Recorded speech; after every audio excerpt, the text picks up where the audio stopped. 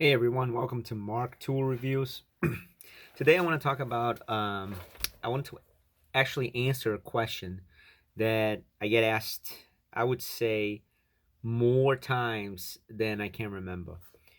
Uh, and that is when a young technician gets a job in a maintenance field, whether it's HVAC, plumbing, electrical, or general maintenance in a building, a hotel, hospitality place, industrial, whichever one may be, for general maintenance. And what I've liked to do in my time as a manager, supervisor, is I like to get people who are just starting out.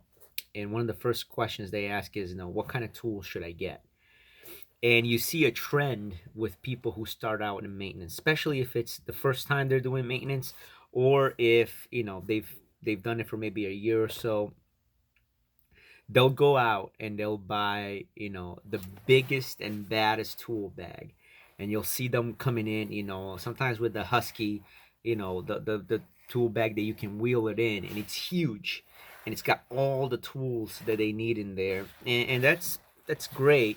But often what you find is that they don't use that as often, and eventually they'll come to know their way around their tools, and they'll be carrying a lot less. So a lot of times people ask, what tool should I get? What tool bag should I get? So this is a little intro. If you are just starting out, let's say you got a maintenance job in a hotel. Okay, that was the first maintenance job that I had, was in a hospitality service, and I'm going to talk a little bit about what kind of tools you should have, what kind of tool bag you should have. Now, I'm a manager today at a maintenance facility, and what I carry is the Vito Tech LC. This is the tool bag that I have, but this is not the tool bag that I'm gonna tell you to get if you're starting out. And something I want to talk to you about before you decide what kind of tool bag you want to get, what kind of tools you want to carry around, is what is your job description, right? So, for example, when I started out, I was in a hotel and I was going from room to room. Depending on what call you get, you could get a HVAC call, you could get a plumbing call, you get a call from the kitchen. We had three restaurants in the hotel where I first worked, and I was young. I was about 19, 20 years old, and carrying a tool bag in a hotel is a lot different than if you work in an apartment unit, or if you work in a standalone housing unit where you're driving a truck. I also worked for Sears for several years, and on that, I wanted to carry something different than when I carry from for a hotel. If you're gonna be driving a truck and going into a job where you need everything, it's a job that's going to be an all day kind of thing. Let's say you're going to do a air conditioning install, an evaporator condenser motor install, or a furnace install, and you're going to be at that unit all day. Then yeah, then you can carry something that's larger so that you can carry all your tools in.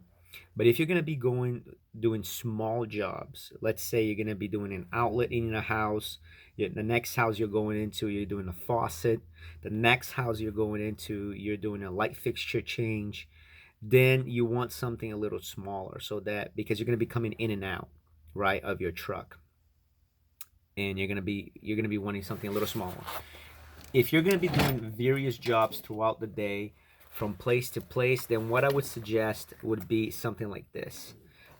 This is also from Vito. I like their tool bags. It comes with a great warranty. This is the Tech Series, and you can carry it like that. You can put it on a strap, and this is what I would suggest if you're doing small jobs throughout your 8-hour shift.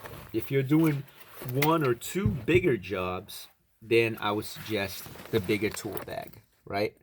Um, and these are the tools that I think you should get. People always ask what I should get. Well, this is what I have on mine, right? So a regular screwdriver set, I would always have a PH2, a Phillips head, and then a flat head. Nothing too big, something that you can get outlets out with. Sometimes guys will carry, PH3 and a 1. I would say if you have a 2 and a flat head, that's enough, right? And I would just put that on my pouch, so that I can carry it around. I have a great story. This is a channel lock, and I have a great story about their warranty one day, not for today, right? I would also have a, here we go. I would also have a bit driver, and I would have some bits. This is going to save you a lot of times. A lot of times you're going to come into units where, for example, if you're going to work on a dishwasher, especially if it's Whirlpool or a Manor, you're going to need a 5-star bit, right? And for that, you're going to need a bit driver. I would just much rather carry the bits and one driver so that you can do various jobs with one tool that's not as heavy. A lot of guys like to carry an 11 in 1, and those are great. But if you're doing plumbing, right? If you're going in and you're changing a faucet, or you're changing a Simmons valve, what I've found is that guys who carry an 11 in 1, those will get rusty pretty quick, or you will lose the bits. So I found if you have something like this with a tool bag like this that gives you a place where you can carry your bits, right here there's little pouches and you can carry your bits in there. It will save you from having to deal with rusted out bits, or losing your bits, especially in 11 and 1. It's great if you carry, a lot of guys will carry a channel lock, or a pair of pliers. That's what I mean by when I say channel lock. They'll carry a pair of pliers, and they'll carry an 11 in 1, and they'll go to every job with that. And I think that's not professional, but and they'll say, oh, you can do most jobs with just those. Yeah, but if you want to be a true professional, you want to have the right tool for the right job. All right, so I would also get needle nose pliers, right? These are I use them, on a daily basis. Sometimes you need them for various jobs. Even in plumbing, you use them a lot. So that's something I would consider an essential tool. This is if you're going, from quick jobs from house to house. I would also have a wire cutter, okay, with me to do, you're changing outlets, you're changing plugs, you're changing light fixtures, you're doing small wiring jobs. You definitely need one of these to be able to get that done. Something else that I would highly recommend is, some people call them dikes, just wire cutters, right? Some people call them bolt cutters. My channel lock. I also have Knipex, and we'll be talking about that some other time, not today, but this is just so that you know what you need for you to start out. Definitely 2 sets of pliers. I carry with me my Knipex for the larger ones, and then also a smaller channel lock, right? And I also carry them with me. Some people like to carry two of these in their toolbox, two sets of pliers, right? So that you can hold the pipe with one and then do twisting with the other.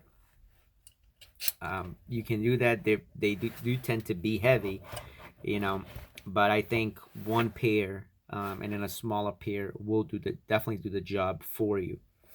Okay, you want to have also a knife, right? A flashlight, so that you can, just, I don't need to explain what a flashlight is for, so that's great. Allen wrenches is something that I do recommend carrying. They can be bulky a lot of the times, but I do recommend carrying them. I wouldn't in this little pouch, right? Because it's already starting to get pretty full with all the tools I'm telling you about, but that's good. This is a must, right? This is your nut driver, 1/4 inch, and sometimes you have them in various sizes. I would definitely carry a 1/4 inch and a 5/16 one. The one that I love is the Klein one. It's 2 in 1. It's easy to use. It's magnetic. Let me tell you something. Do yourself a favor and get one with a magnetic tip, so that you can put.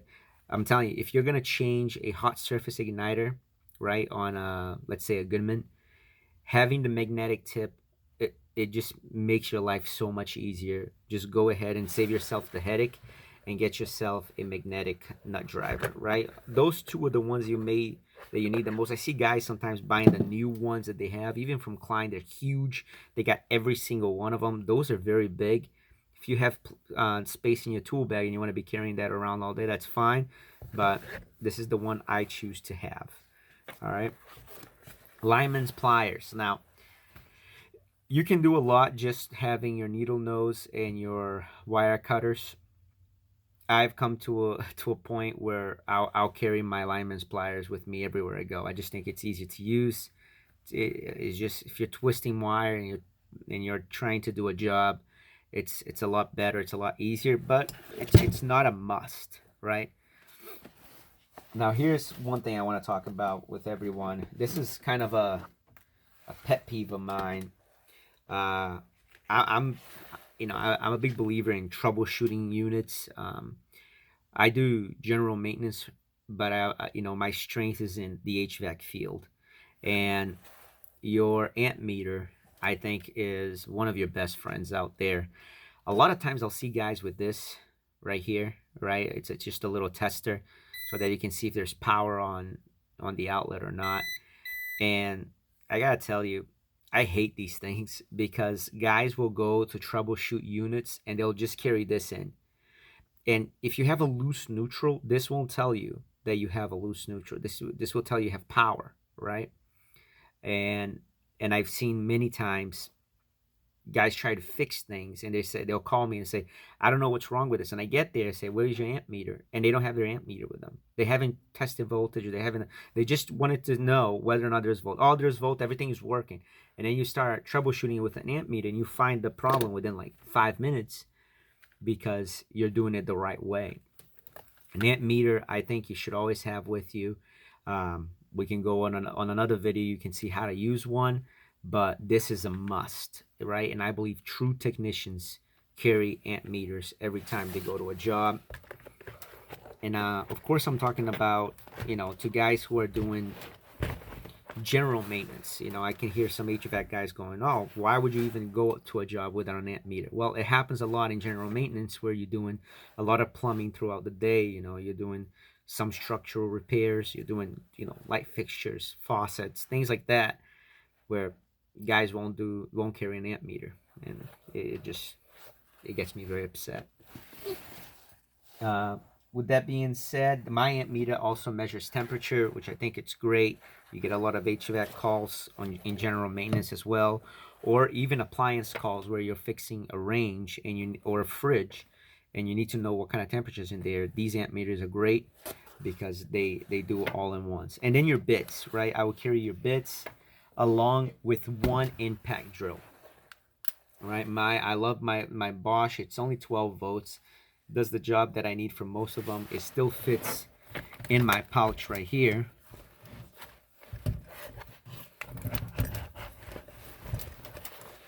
And that's what I would carry with me along with any type of measuring device, right? So this is what mine would look like, right? I would just go into the house with that. I put all my bits that I need right there, right? And you can do a lot of troubleshooting, a lot of jobs just with this. Of course, you're not going to be doing drywall. You're not going to be doing structural repairs, but for troubleshooting and for most of your maintenance repairs, this will do the trick. As long as you have your right bits in there to be able to get into various things. A lot of times ceiling fans, they'll have security Torx, like the star bits with the hole in the middle, and those are security bits. But as long as you have all the bits you need and these tools, you can do, I would say, 75% of the jobs out there for you that you need to do, right? Repairing doors, repairing doorknobs, repairing garage doors. I'm just thinking about things that we do every day, and that's what I would do, especially if you're starting out, right? If you're starting out, go with one of these. Believe me, they're lighter. You'll be able to get into the house, have everything you need, get out, go to your next job. if you're a tech 2 or a tech 3, that's where you want the bigger stuff. If you're the tech that's going in, and then if you can't figure it out, you're calling someone else to help you out, right? Because you're just starting out, then go with the smaller. But if you're, a tech 3, a tech 2, that is going to be the guy going in at the end of the day to figure out something that perhaps the first tech that was there wasn't able, then I would get something a little bigger to be able to carry more stuff. Hope this video was informative to you, and leave comments below if you guys have any questions. I know that people have a million opinions. I have them too, but whatever you guys need, let me know, and I'll do reviews. I'm gonna start doing more reviews on the tools that I have soon, and your comments are greatly appreciated. Thank you.